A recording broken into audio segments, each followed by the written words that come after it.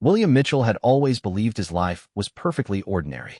At 32, he worked as an accountant at Henderson and Associates, a mid-sized firm in downtown Chicago. Every morning, he caught the same train, bought coffee from the same vendor, and sat at the same desk reviewing endless columns of numbers. His routine was comfortable, predictable, and safe. Catherine had been part of that routine for 3 years now. They met at a coffee shop near his office, where she worked as a barista while studying art therapy at the local university. Her warm smile and genuine interest in people drew him in immediately.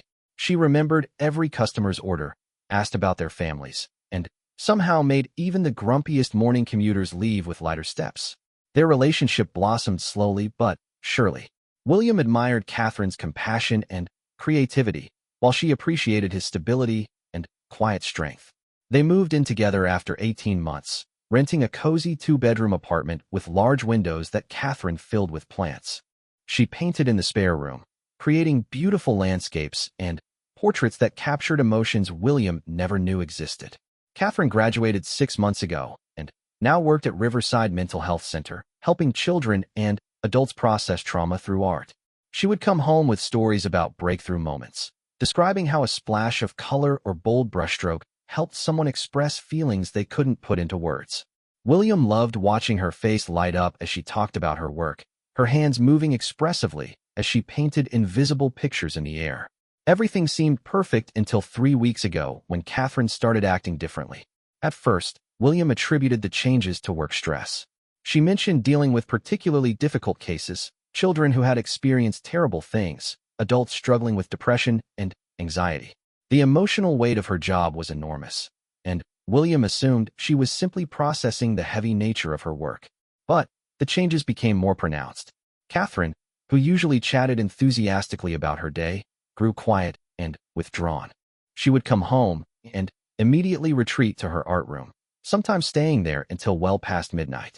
When William knocked to check on her, she would call out that she was fine, that she just needed to work through something on canvas. Her appetite disappeared almost entirely. Catherine, who loved cooking elaborate dinners together on weekends, began picking at her food and claiming she wasn't hungry. William found full lunch containers in the refrigerator, untouched meals that she had packed but never eaten.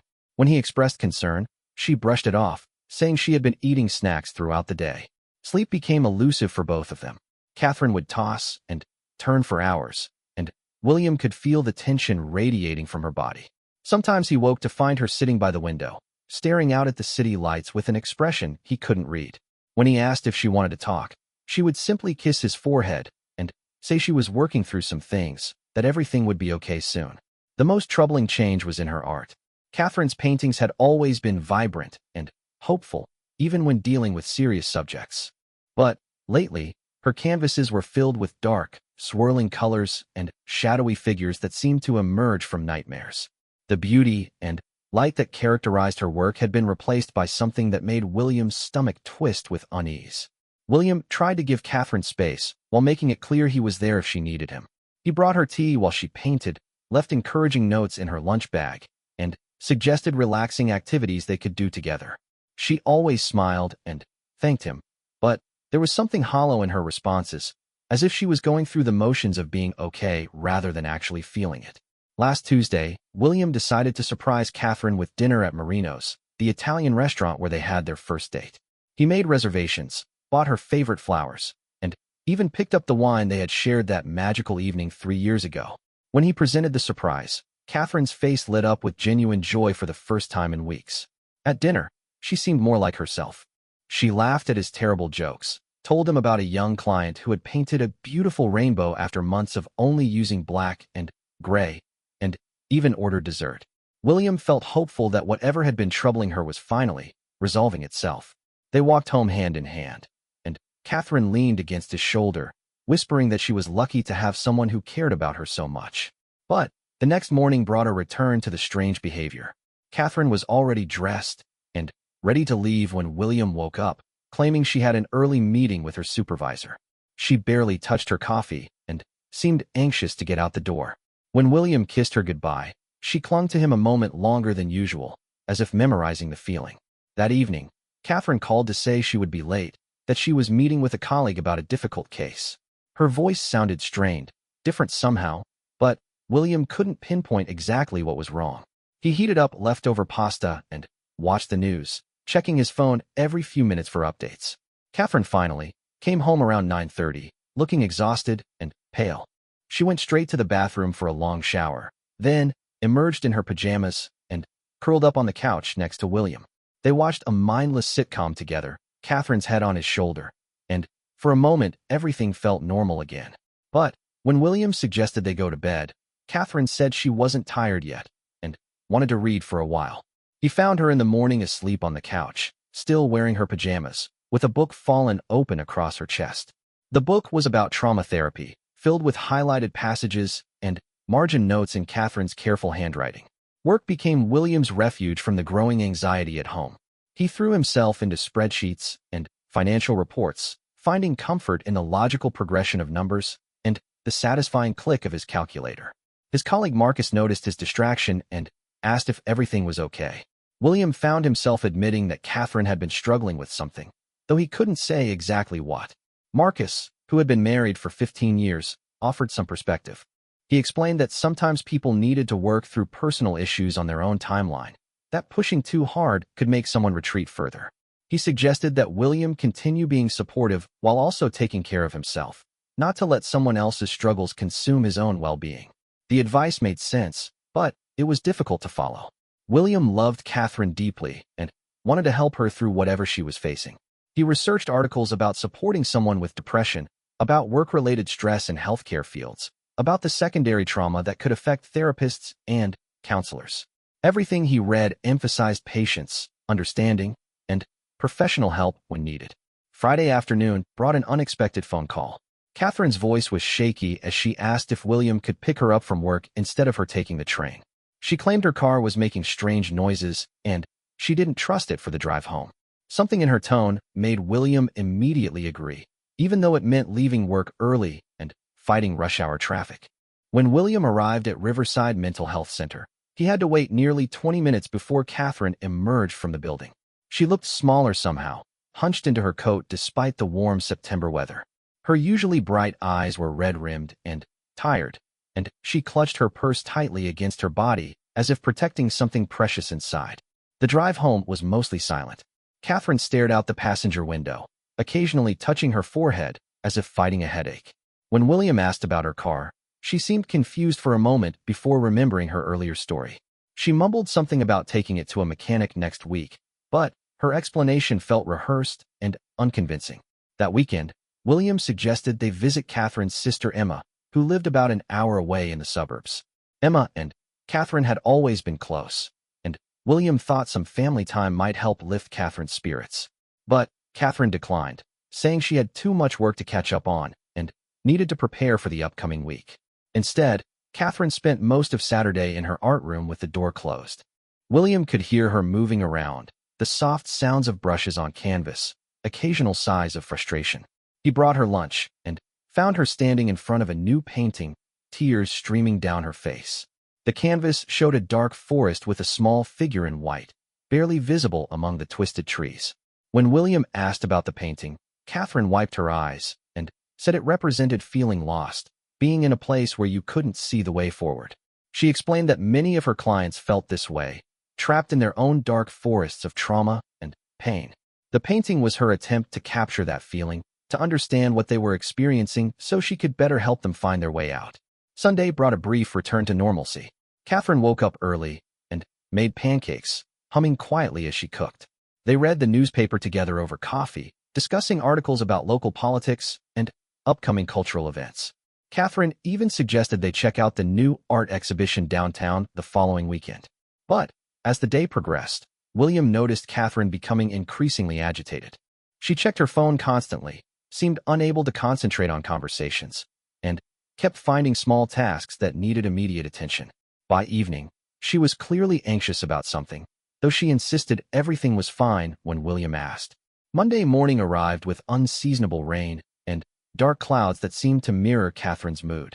She was already awake when William's alarm went off, sitting at the kitchen table with a cup of coffee that had clearly gone cold hours ago. Her hair was pulled back in a messy ponytail, and she wore the same clothes from the day before. When William asked if she had slept at all, Catherine looked at him as if surprised to find him there. She claimed she had dozed on and off, that her mind was too active to really rest. She mentioned having strange dreams, images that didn't make sense, feelings of being chased by something she couldn't see. William suggested that Catherine might benefit from talking to someone, perhaps a colleague or even a therapist of her own. He carefully explained that even mental health professionals needed support sometimes, that there was no shame in seeking help when dealing with difficult cases or personal stress.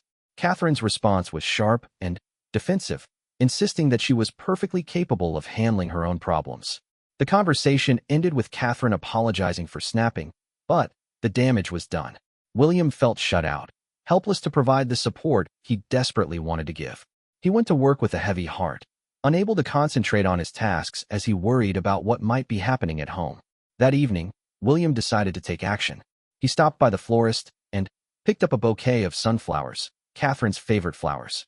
He also grabbed ingredients for her favorite meal, pasta with homemade marinara sauce and fresh basil. If Catherine wouldn't talk about what was troubling her, perhaps he could show his love and support through small gestures. When William arrived home, the apartment was dark and quiet. Catherine's purse was on the kitchen counter, but she was nowhere to be seen.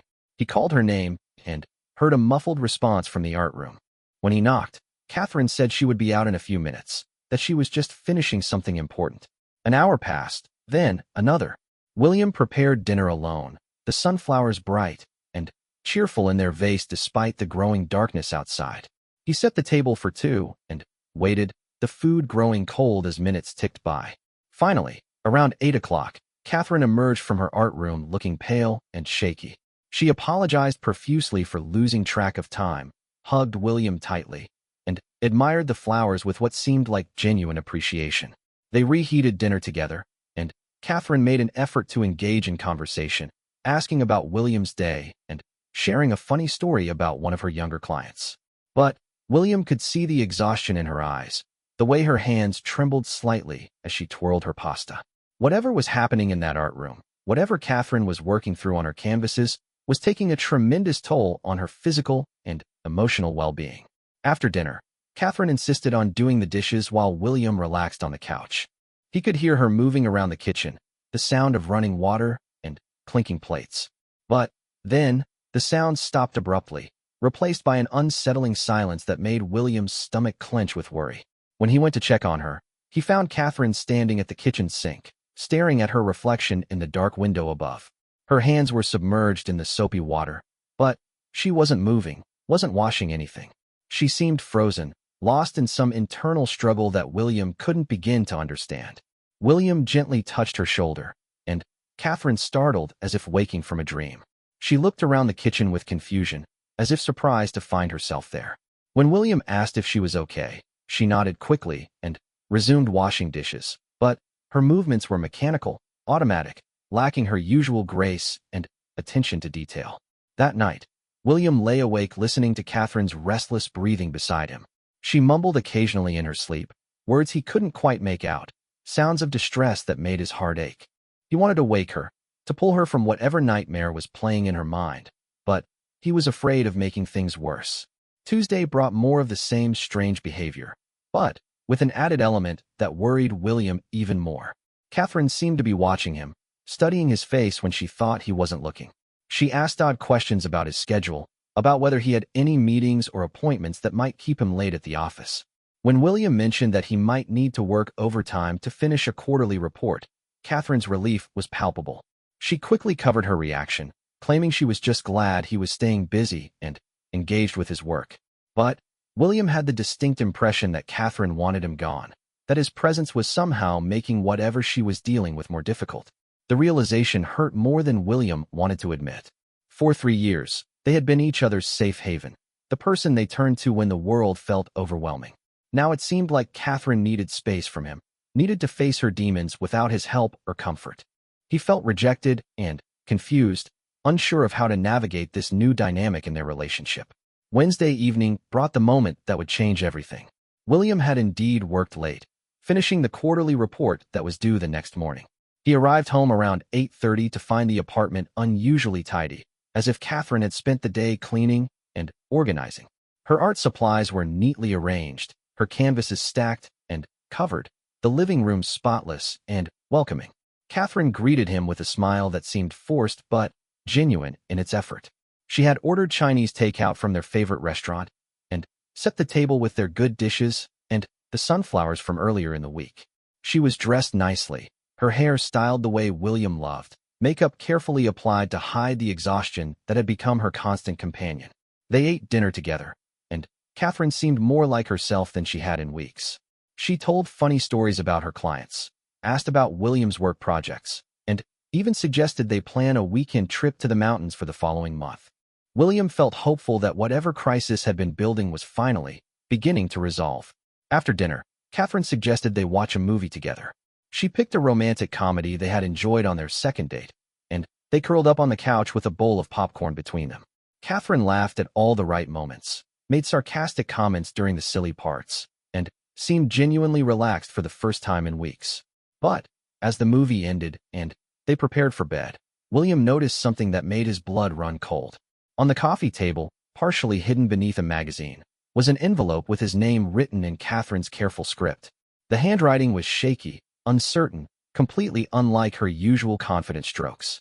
William's mind raced as he tried to understand what the envelope might contain. Was Catherine planning to leave him? Had she been struggling to find the words to end their relationship? Was this elaborate evening her way of saying goodbye?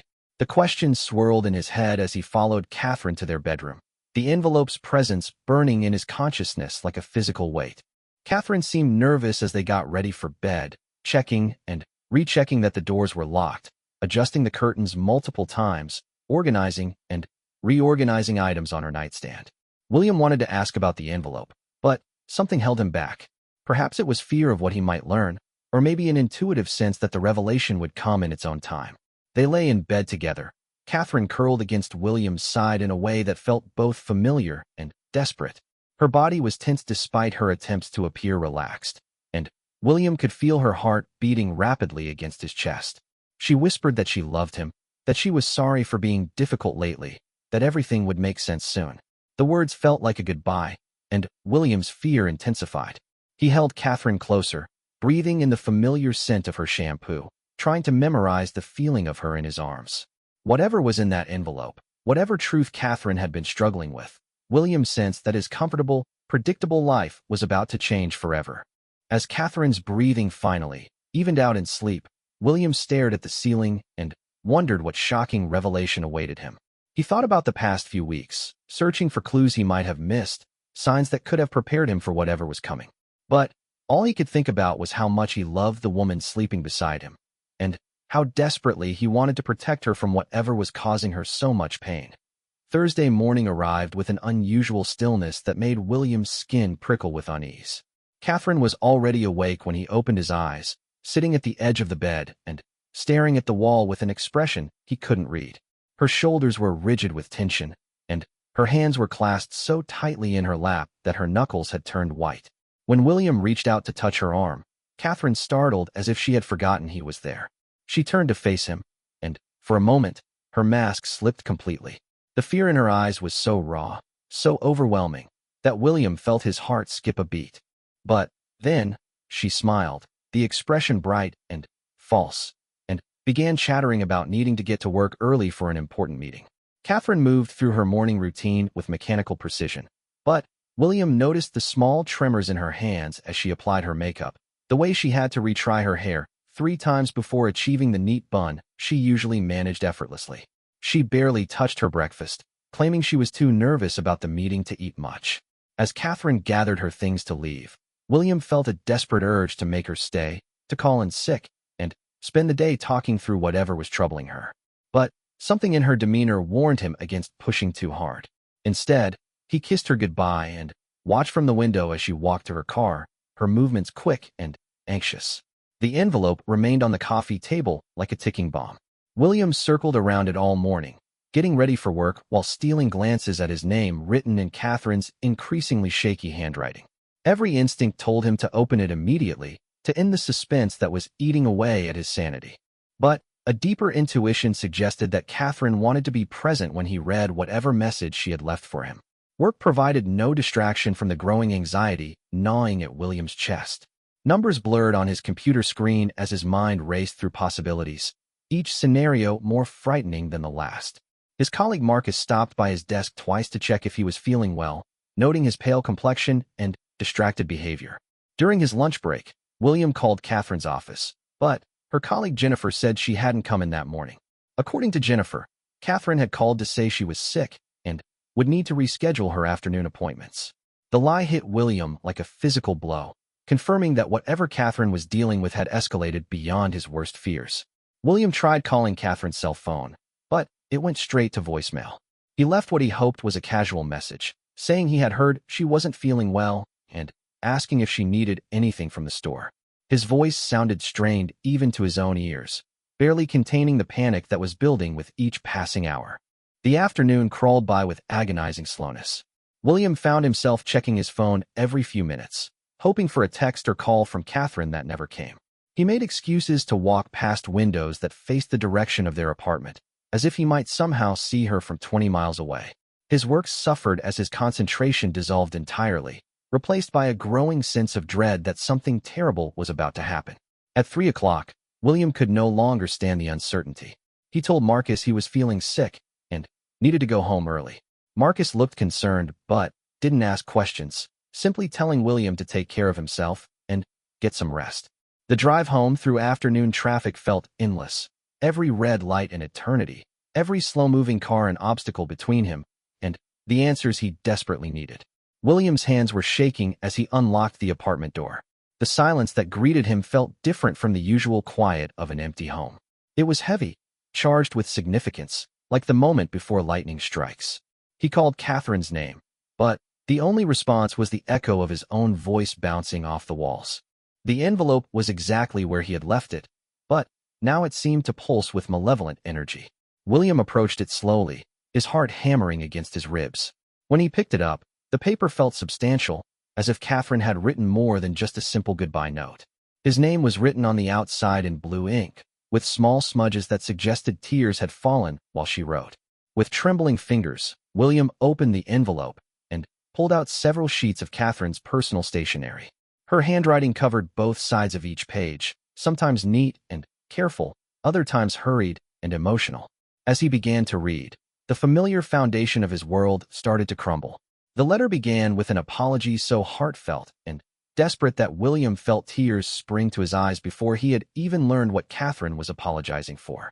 She wrote about loving him more than she had ever thought possible, about the 3 years they had shared being the happiest of her life. She described their relationship as a beautiful dream that she had never wanted to wake up from, a safe harbor in a world that had often been cruel and unpredictable. But then, the letter took a turn that made William's blood run cold. Catherine wrote about secrets she had been keeping, truths about her past that she had hidden from everyone, including him. She explained that meeting him had been like stepping into sunlight after years in darkness, and that she had convinced herself she could leave her past behind and build a new life based on hope rather than fear. The words that followed hit William like physical blows. Catherine revealed that her name wasn't really Catherine Miller, as he had always known her. Her real name was Sarah Elizabeth Winters, and she had been running from her past for nearly 5 years. The woman he loved, the woman he had planned to propose to next month, had been living under a false identity since before they met. William had to stop reading and sit down, his legs suddenly, unable to support him. The revelation was so far beyond anything he had imagined that his mind struggled to process it. Catherine had lied about her name, her past, probably dozens of other details that made up the foundation of who he thought she was. The woman he loved was, in very real ways, a stranger. But the letter continued, and each new paragraph brought fresh shocks that left William reeling. Catherine, or Sarah, wrote about growing up in a small town in Montana, about a family that looked perfect from the outside but harbored dark secrets behind closed doors. She described years of psychological and emotional abuse at the hands of her stepfather, a man who used his position as a respected community leader to hide his true nature from everyone around them. The abuse had escalated when Sarah turned 16, becoming physical and leaving scars that she still carried both inside and out. She wrote about feeling trapped, about being too young and too frightened to know how to escape. Her mother, she explained, either didn't see what was happening or chose to ignore it, prioritizing her marriage and social status over her daughter's safety and well-being. Sarah had endured the abuse for 2 more years, planning her escape carefully and saving every dollar she could get her hands on. On her 18th birthday, she withdrew her meager savings, packed a single bag, and left Montana forever. She had been careful to leave no trail, paying for everything in cash, avoiding credit cards or anything else that could be tracked. The next part of the letter revealed how Sarah had become Catherine. She had worked minimum-wage jobs in 3 different states, always moving when she felt her stepfather might be getting close to finding her. She had learned to forge documents, to create new identities, to become someone else entirely when the situation demanded it. The skills she had acquired were born from desperation and the very real fear that discovery would mean death. William felt sick as he read about the measures Sarah had taken to disappear completely. She had dyed her naturally blonde hair dark brown, learned to speak with a different accent, even changed her mannerisms and personality to become someone her stepfather would never recognize. The transformation from Sarah Winters to Catherine Miller had been complete and terrifying in its thoroughness. The letter explained that Catherine had felt safe in Chicago, far from Montana and the life she had fled. She had enrolled in college using carefully crafted false documents, excelling in her studies while always looking over her shoulder for signs of danger. Meeting William had been an unexpected gift, a chance at the normal, loving relationship she had always dreamed of but never thought she would have. For 3 years, Catherine had allowed herself to believe that her past was truly behind her. She had built a life with William that felt real and solid, full of love and hope and possibility. She had even begun to think about the future, about marriage and children and growing old together in the little apartment filled with plants and paintings. But then, 3 weeks ago, everything had changed. Catherine wrote about receiving a phone call at work from someone who claimed to know who she really was. The voice on the other end of the line had been disguised, mechanical, but the words were clear enough. They knew she was Sarah Winters. They knew where she lived, where she worked, who she was sleeping with. And they wanted money to keep their mouths shut. The blackmail had started small, just a few $100s left in a specific location downtown. Catherine had hoped it would end there, that paying once would satisfy whoever was threatening her. But the demands had escalated quickly, both in frequency and amount. The mysterious caller wanted more money, more often, and had begun making increasingly specific threats about what would happen if Catherine didn't comply. William's hands were shaking so badly he could barely hold the letter steady. The woman he loved had been living in terror for weeks, dealing with threats and extortion while trying to maintain the facade of normalcy at home. No wonder she had seemed distracted and frightened. No wonder she had been unable to eat or sleep or focus on anything else. The letter revealed that Catherine had been draining her savings to meet the blackmailer's demands. She had even taken a cash advance on her credit card, something she would never normally do. But the money was running out, and the demands were becoming impossible to meet.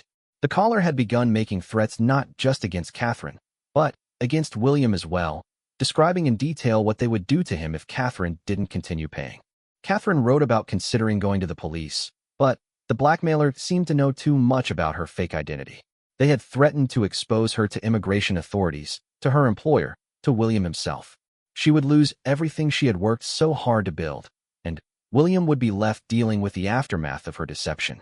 The most recent demand had been the breaking point. The caller wanted $10,000 by Friday, money that Catherine simply didn't have. When she had tried to explain that she couldn't possibly raise that amount, the voice had turned cold and threatening.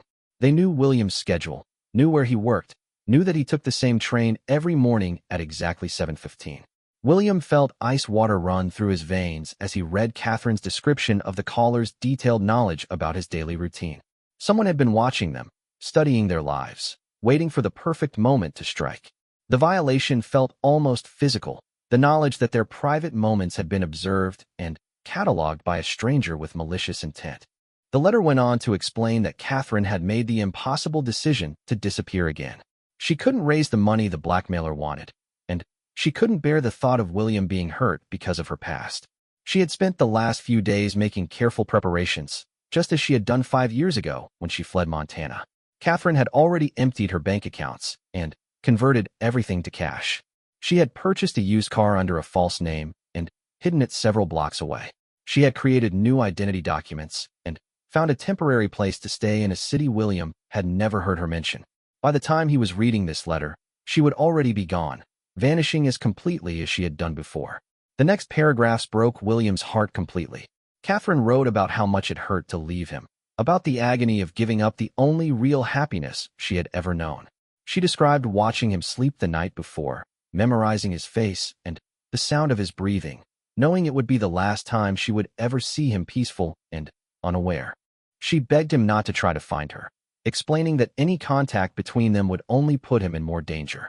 The blackmailer had made it clear that they would hurt William if Catherine didn't disappear permanently. The only way to keep him safe was to leave and never look back, no matter how much it destroyed her to do so. Catherine apologized over and over for lying to him, for building their relationship on a foundation of deception. She tried to explain that while her name and history were fake, her love for him was the most real thing she had ever experienced. Every moment they had shared, every feeling she had expressed, every plan they had made together had been completely genuine despite the lies that surrounded them. The letter included practical instructions that made William's chest ache with their careful consideration. Catherine had paid their rent 3 months in advance and had arranged for the utilities to be transferred to his name only. She had left contact information for her sister Emma, who apparently knew the truth about her past and could help William understand more if he needed to. Most painfully, Catherine had written detailed instructions about her art supplies and paintings. She wanted William to keep anything that held good memories for him and donate the rest to the art therapy program at the community center. She had left behind all the beautiful canvases she had created during their time together, unable to carry them, but unwilling to destroy the record of their shared happiness. The final page of the letter was almost impossible to read through William's tears. Catherine wrote about hoping that someday, when enough time had passed and the danger was gone, she might be able to find him again. She promised to carry their love with her wherever she went, to remember their 3 years together as the best part of her life, even if she could never return to them. She ended by asking William to remember her not as the frightened woman who had written this letter, but as the happy, hopeful Catherine who had made pancakes on Sunday mornings and painted sunlight on her canvases. She wanted him to find love again, to build the life of safety and normalcy that she could never give him. Most of all, she wanted him to know that leaving him was the hardest thing she had ever done, and that she would love him until the day she died. William sat in stunned silence for a long time after finishing the letter, the pages scattered around him like the remains of his shattered world. Everything he thought he knew about Catherine, about their relationship, about their future together, had been built on lies. But somehow, underneath the shock and betrayal, he could feel the truth of her love for him, the genuine pain in every word she had written. The apartment felt different now, charged with the knowledge of Catherine's deception and her desperate flight. William looked around at the plants she had carefully tended, at the paintings that covered the walls, at the small signs of their shared life together. How much of it had been real? How much had been an elaborate performance designed to hide her true identity? But even as these questions swirled through his mind, William knew that the woman who had shared his bed and his dreams for 3 years had been real, regardless of her name or her past. The Catherine who had comforted him through his father's death, who had celebrated his promotion with champagne and terrible dancing, who had fallen asleep in his arms every night, had been genuine in every way that mattered. The clock on the wall showed that it was nearly 6 in the evening. Catherine had been gone for hours, possibly since early morning when she had left for the fake meeting at work. She could be anywhere by now, in any city, becoming someone new once again. The woman he loved had vanished as completely as if she had never existed. William's phone rang suddenly, the sound so jarring in the silence that he nearly jumped out of his skin. For a wild moment, he hoped it might be Catherine calling to tell him she had changed her mind, that they could face this threat together instead of her running away alone. But when he looked at the screen, he saw his mother's number and felt disappointment crash over him like a cold wave. He let the call go to voicemail, unable to imagine trying to have a normal conversation when his entire world had just collapsed.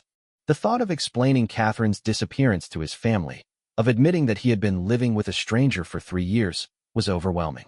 How could he possibly make anyone understand what he was still struggling to comprehend himself? As darkness began to fall outside, William remained sitting among the scattered pages of Catherine's letter, trying to process the magnitude of what had happened. Somewhere out there, the woman he loved was driving toward an uncertain future, carrying nothing but cash and false documents and the weight of 5 years spent looking over her shoulder. She was alone and frightened, just as she had been when she first fled Montana as a terrified 18-year-old. The thought of Catherine facing danger alone made William's chest tight with panic and protective fury. He wanted to find her, to tell her that whatever her past contained, whatever threats they were facing, they could handle it together. He wanted to hold her and tell her that her real name didn't matter, that he loved Sarah Winters just as much as he had loved Catherine Miller. But even as these thoughts formed, William knew that Catherine was right to leave. If someone was willing to blackmail and threaten them, if they had been watching and planning and escalating their demands, then staying would only put both of them in more danger. Catherine's decision to disappear had been an act of love, a sacrifice to keep him safe even at the cost of her own happiness. The realization that Catherine was trying to protect him by leaving made William feel both grateful and helpless. For 3 years, he had been the stable one in their relationship, the rock that Catherine could depend on when the world felt uncertain. Now he understood that she had been protecting him all along, shielding him from a past that could destroy the future they were building together. William carefully gathered the pages of Catherine's letter, smoothing out the wrinkles and placing them back in their envelope. The words would need to be read again, multiple times, as the full scope of her deception and her love became clear. But, for now, he simply held the envelope against his chest and tried to imagine where Catherine might be at this moment, whether she was safe, whether she was thinking about him too. The apartment felt enormous and empty without Catherine's presence filling it. William wandered from room to room, touching things she had touched, remembering conversations they had shared in each space. In the kitchen, he could picture her making pancakes and humming off-key. In the living room, he could see her curled up with a book, her feet tucked under his leg. In their bedroom, he could remember 1,000 quiet moments of contentment and connection. But it was in Catherine's art room that William felt her absence most keenly. The easel held a canvas covered with a white sheet, and William lifted it with trembling hands. Underneath was a painting he had never seen before, a portrait of the two of them sitting together on their couch. Catherine had captured something beautiful and precious in their expressions, a look of complete trust and happiness that took William's breath away. In the corner of the painting, barely visible unless you knew to look for it, Catherine had signed her real name in tiny letters. Sarah E. Winters, written in paint the same color as William's eyes in the portrait. It was a confession and a goodbye, a final gift from the woman who had loved him enough to give up everything, including herself, to keep him safe. William spent that first night sitting in Catherine's art room, surrounded by 3 years' worth of paintings that now felt like archaeological evidence of a life he had never truly understood. Each canvas told a story he was seeing clearly for the first time, coded messages from a woman who had been desperately trying to communicate truths she couldn't speak aloud. The dark paintings from recent weeks suddenly made perfect sense. They weren't abstract expressions of client trauma, as Catherine had claimed. They were her own fears made visible, her terror at being discovered bleeding through in swirls of black paint and shadowy figures. The small figure lost in the twisted forest wasn't representing her client's feelings of being trapped. It was Catherine herself, caught between her past and her present, unable to see a path to safety. As dawn broke through the windows, William finally forced himself to call in sick to work. His boss, Mr. Henderson, was understanding when William explained that he had a family emergency and needed a few days to handle some personal matters. The lie felt bitter on his tongue, but how could he possibly explain that his girlfriend of 3 years had vanished after revealing she was someone else entirely? William's first real decision was whether to contact Catherine's sister Emma. According to the letter, Emma knew the truth about Catherine's past and could provide more information about what had happened. Part of William wanted to learn everything immediately, to understand the full scope of the life Catherine had been living before they met. But another part of him was terrified of what he might discover, of learning details that would make Catherine's deception feel even more complete. After 2 cups of coffee and an hour of pacing around the apartment, William finally picked up his phone and dialed the number Catherine had left for Emma. His hands were shaking as he waited for someone to answer, uncertain what he would say or how Emma would react to hearing from him. Emma answered on the 3rd ring, her voice warm and familiar from the few times William had met her at family gatherings. But when he identified himself and tried to explain why he was calling, Emma's tone shifted dramatically. The warmth disappeared, replaced by a sharp wariness that told William she had been expecting this call. Emma asked William if he was alone, if he was certain no one could overhear their conversation. When he confirmed that he was safe to talk, Emma's voice broke slightly as she asked if he had found Catherine's letter. The pain in her voice was so raw that William realized Emma had been dreading this moment for years, knowing that eventually Catherine's past would catch up with her. The conversation that followed lasted nearly 3 hours and left William feeling simultaneously more informed and more confused than before. Emma confirmed everything in Catherine's letter and added details that made William's heart break even more completely. She painted a picture of a childhood that had been far worse than Catherine's letter had indicated, describing years of systematic abuse that had left deep psychological scars. Emma explained that their stepfather, Richard Hoffman, was a successful businessman in their small Montana town, well-respected and seemingly beyond reproach. He had married their mother when Catherine was 8 years old, presenting himself as a loving father figure who was eager to provide stability for his new family. But, behind closed doors, he had been a monster who used psychological manipulation and physical violence to maintain control over everyone in the household. The abuse had escalated gradually, so slowly that Catherine had learned to normalize behaviors that would have horrified outsiders. Richard was skilled at making his victims feel responsible for his actions, convincing Catherine that she had somehow provoked his anger or deserved his punishments. He isolated her from friends and extended family, ensuring that she had no one to turn to for help or validation.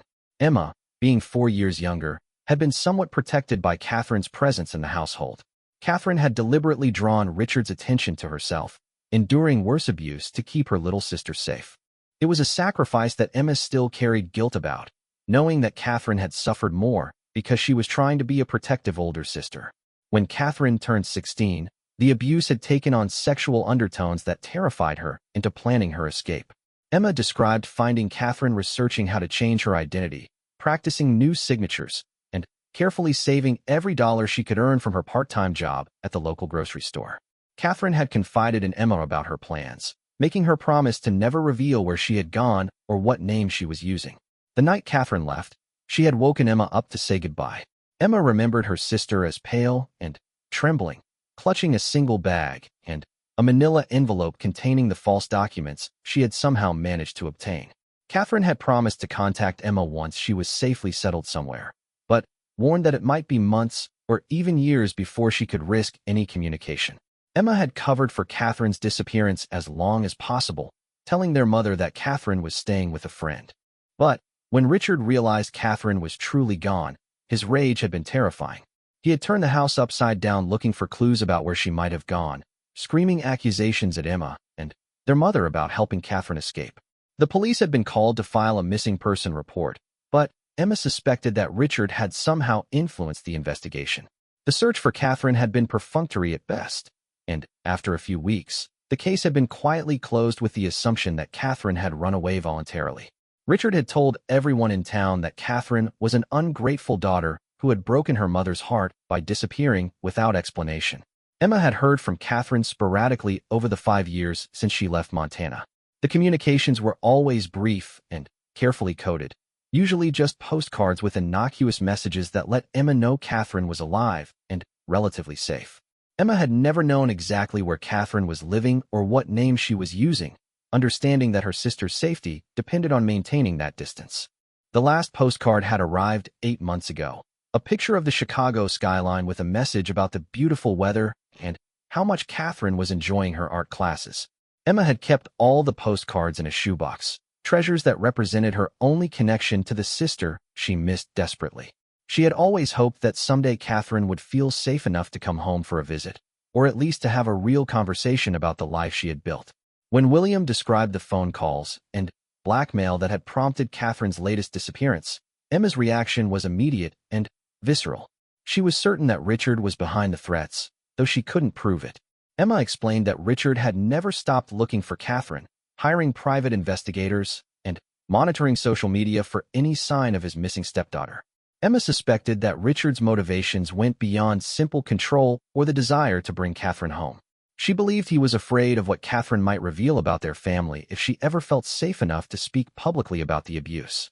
Richard's reputation and business interests would be destroyed if the truth about his behavior became known in their small, gossipy community. The conversation with Emma left William feeling overwhelmed with new information and a burning desire for justice. The idea that Catherine was still being hunted by her abuser, still living in fear after 5 years of freedom, made William sick with rage. He wanted to drive to Montana immediately and confront Richard Hoffman to make him pay for the years of suffering he had inflicted on the woman William loved. But Emma begged William not to do anything that might make the situation worse.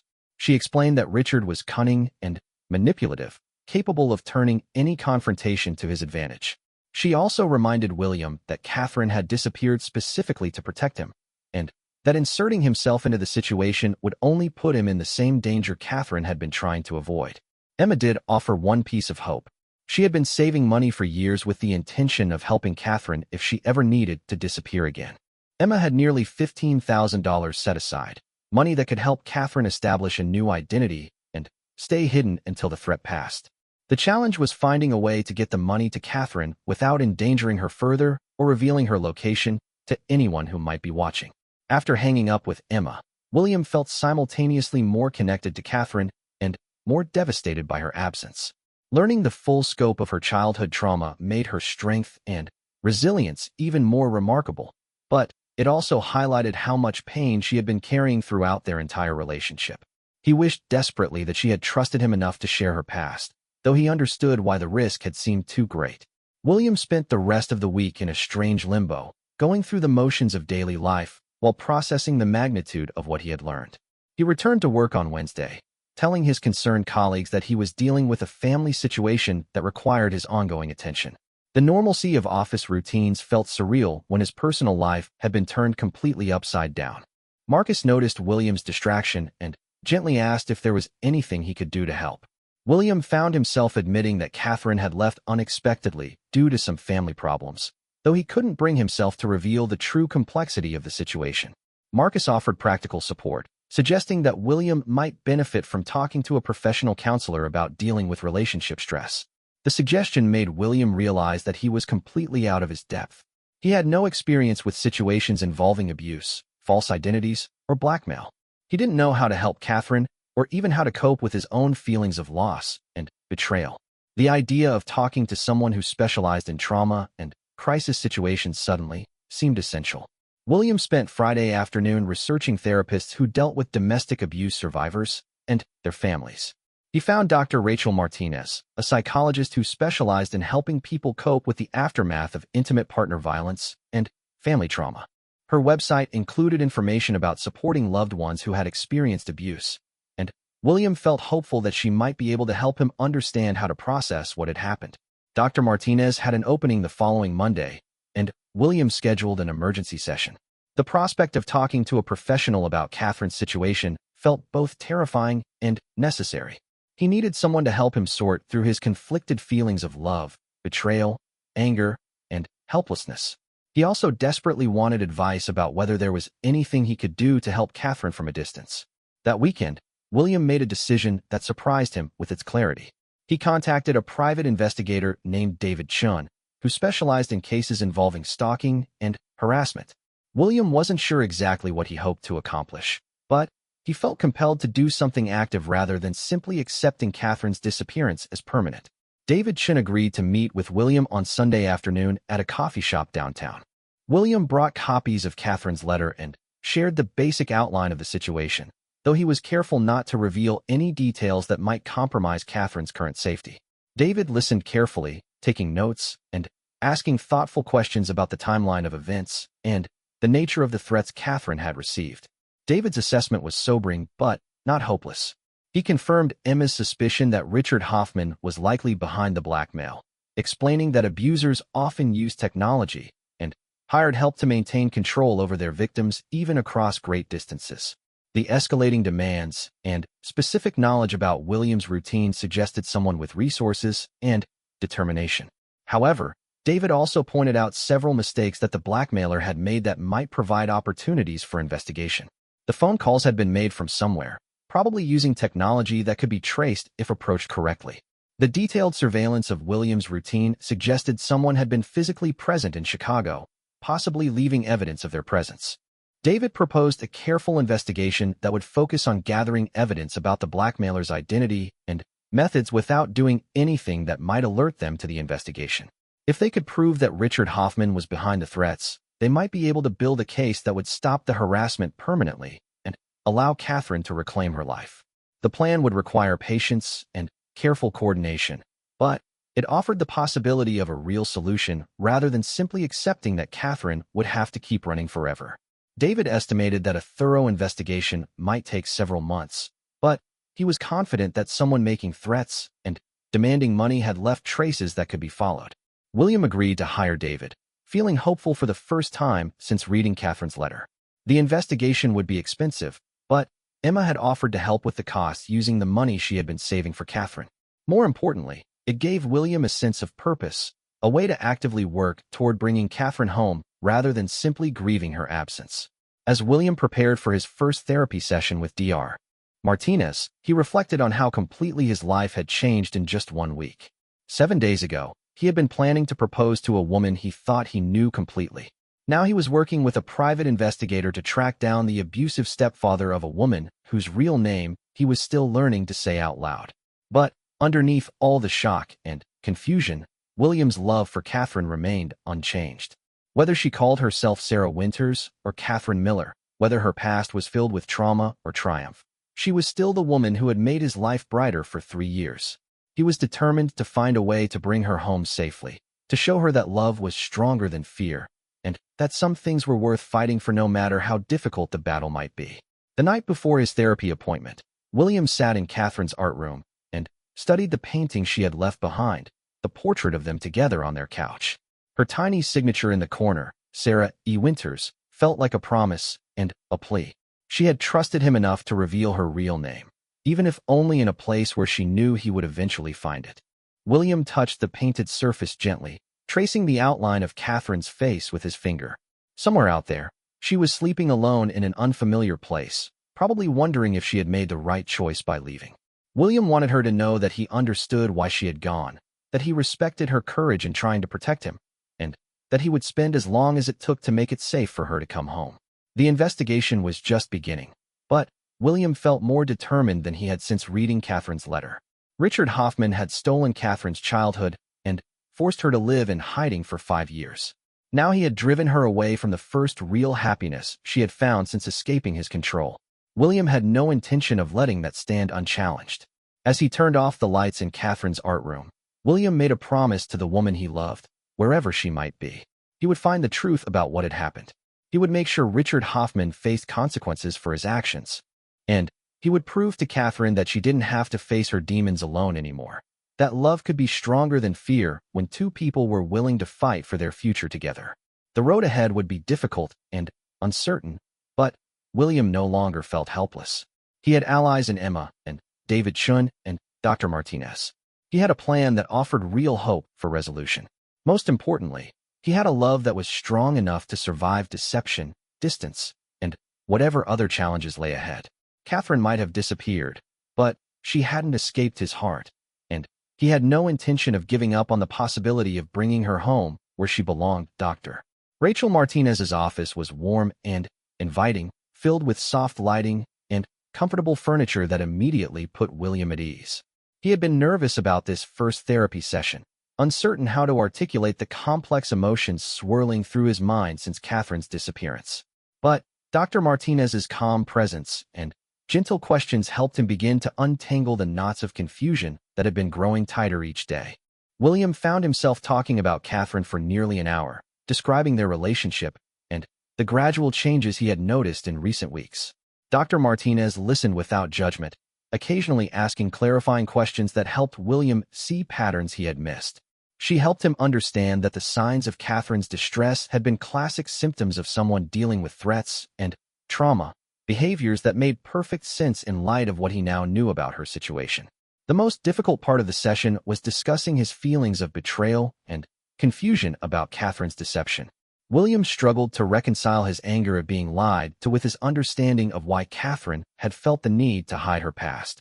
Dr. Martinez helped him see that both feelings could coexist, that it was normal to feel hurt by deception even when that deception had been motivated by fear and self-preservation. Dr. Martinez also helped William understand the psychology of abuse and control, explaining how victims often internalize shame and blame that makes them reluctant to share their experiences even with people they trust completely. Catherine's inability to confide in William wasn't necessarily a reflection of her feelings for him, but rather a product of years of conditioning that taught her to hide her pain and handle problems alone. The session ended with Dr. Martinez giving William some practical strategies for coping with the uncertainty and stress of not knowing where Catherine was or whether she was safe. She recommended regular check-ins with friends and family, maintaining routines that provided stability, and focusing on actions he could take rather than dwelling on things beyond his control.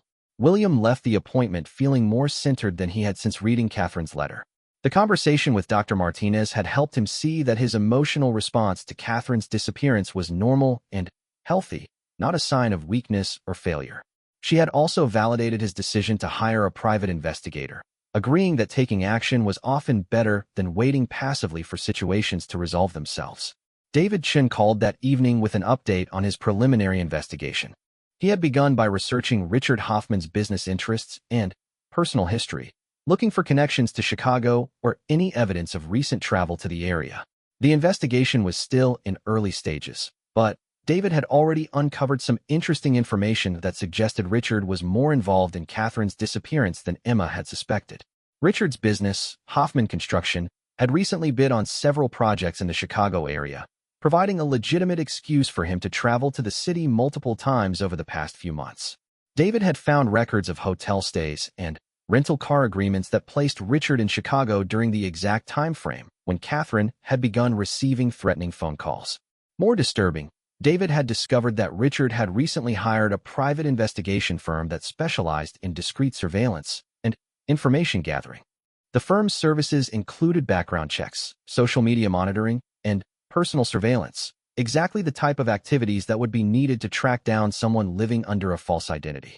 David was careful to emphasize that this evidence was circumstantial and wouldn't be enough to prove Richard's involvement in court.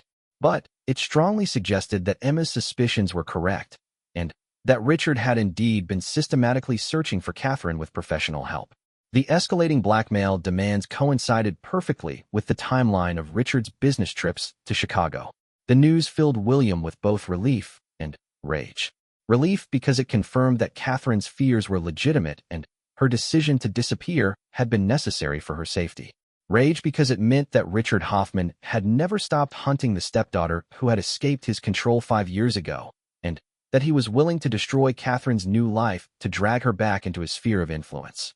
David proposed the next phase of his investigation, which would involve more detailed surveillance, and possibly working with law enforcement to gather evidence that could be used to prosecute Richard for harassment and extortion.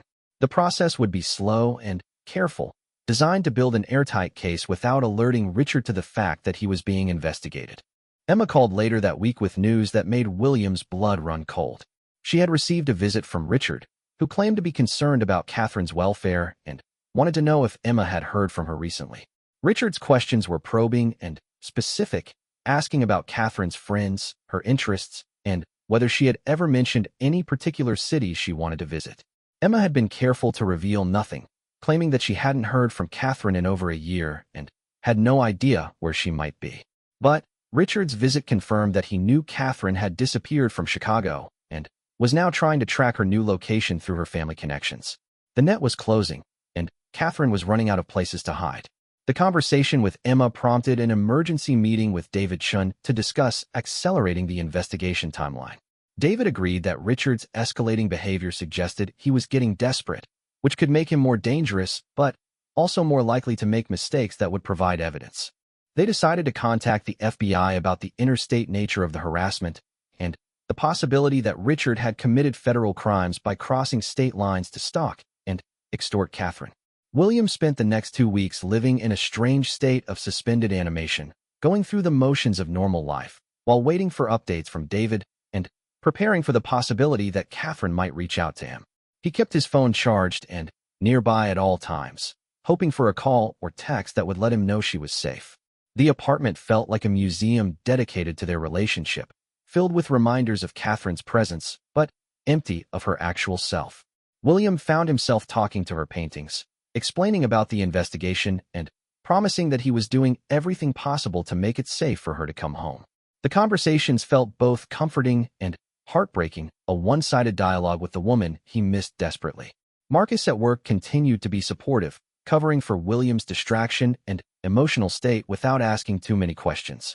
William had shared the basic outline of his situation, explaining that his girlfriend had left due to family problems and that he was working with professionals to try to resolve the situation. Marcus offered practical support and a listening ear whenever William needed to vent his frustration or fear. 3 weeks after Catherine's disappearance, David called with news that changed everything. The FBI had agreed to investigate Richard Hoffman based on the evidence David had gathered, and they had uncovered additional information that painted a disturbing picture of systematic stalking and harassment that extended far beyond Catherine's case. It turned out that Richard had been using the private investigation firm to monitor several former employees and business associates who had crossed him over the years. The FBI had found evidence of illegal surveillance, harassment, and intimidation that constituted a pattern of criminal behavior. Richard was already under investigation for tax evasion and fraud related to his construction business, and the stalking charges would be added to the existing case. More importantly for William's situation, the FBI had traced the phone calls Catherine had received to a burner phone purchased by one of Richard's employees. They had also found evidence that Richard had paid the private investigation firm to gather detailed information about Catherine's daily routine and personal relationships, information that had been used to make the threats against William that ultimately drove Catherine to disappear. David explained that the FBI was preparing to arrest Richard and his associates, but they wanted to move carefully to ensure they gathered all possible evidence and identified all victims of Richard's harassment campaigns. The investigation would likely result in serious federal charges that could put Richard in prison for years, effectively ending his ability to threaten Catherine or anyone else. The news filled William with hope for the first time since reading Catherine's letter. If Richard was arrested and charged, Catherine would finally be free from the fear that had controlled her life for 5 years. She could reclaim her real name, reconnect with her family, and build the future she had always dreamed of without constantly looking over her shoulder. But the challenge remained of finding Catherine and letting her know that it was safe to come home. She had vanished completely, leaving no trail that could be followed even by professional investigators. David estimated that Catherine was probably using cash exclusively and avoiding any activities that might create digital records, making her nearly impossible to locate unless she chose to reveal herself.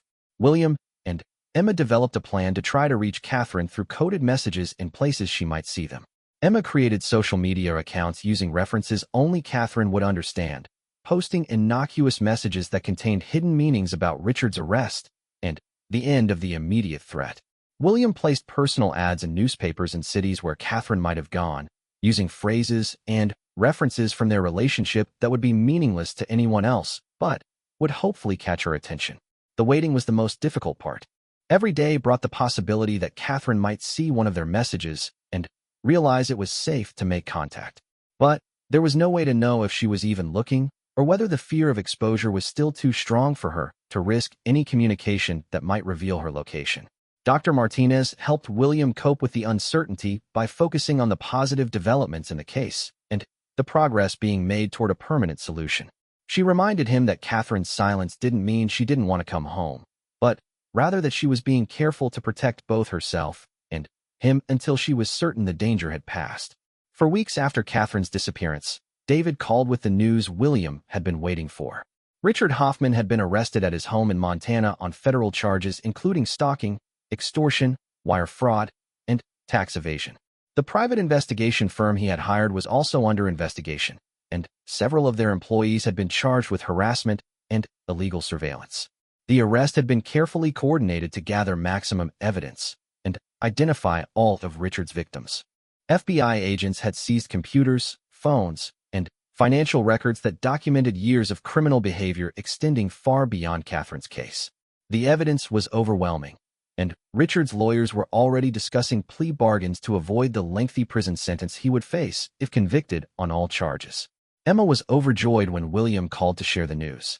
She immediately began planning to visit Catherine's hometown to spread word about Richard's arrest, hoping that the information would eventually reach Catherine through mutual friends or family connections. Emma also planned to intensify their coded message campaign, posting updates about the arrest in places where Catherine might see them. William felt a mixture of relief and continued anxiety. Richard's arrest was a huge victory that eliminated the immediate threat to Catherine's safety, but it didn't automatically solve the problem of her disappearance. Catherine might not learn about the arrest for weeks or months, and even then, she might be too traumatized by years of hiding to trust that it was really over. Dr. Martinez helped William prepare for the possibility that Catherine's return might not be immediate or simple. Even if she learned about Richard's arrest, Catherine might need time to process the end of a threat that had controlled her life for so long. The transition from hiding back to normal life could be difficult and might require professional support to navigate successfully. 5 weeks after Catherine disappeared, William received a call that made his heart stop. The voice on the other end was quiet and hesitant, but unmistakably familiar. Catherine said simply, "William, I saw the news. Is it really over?" Her voice was filled with hope and fear in equal measure, the sound of someone afraid to believe that years of running might finally be at an end. The conversation was brief and careful, with Catherine calling from a payphone and unwilling to reveal her location until she could be certain that Richard's arrest was real and permanent. But hearing her voice was the most beautiful sound William could imagine, confirmation that she was alive and safe and ready to consider the possibility of coming home. Catherine explained that she had been staying in a small town in Oregon, working as a waitress under another false name while following news about Chicago through library computers. She had seen reports about Richard's arrest, but was afraid to believe them, worried that it might be some kind of trap designed to make her reveal herself. William was able to provide details about the investigation that convinced Catherine the arrest was genuine. He explained about hiring David Chun, about the FBI investigation, about the evidence that had been gathered over weeks of careful surveillance. Most importantly, he was able to tell Catherine about Emma's role in helping to expose Richard, and about how many people had been working to bring her home safely. The call ended with Catherine promising to contact William again in a few days, after she had time to process what she had learned and make plans for what came next. She wanted to be cautious about returning to Chicago too quickly, worried that there might be other dangers she wasn't aware of or that Richard might have associates who could continue the harassment. But, for the first time in 5 weeks, William went to sleep knowing that Catherine was safe and that she was seriously considering coming home. The investigation had been successful beyond his wildest hopes, not only stopping the immediate threat, but potentially putting Richard away for years.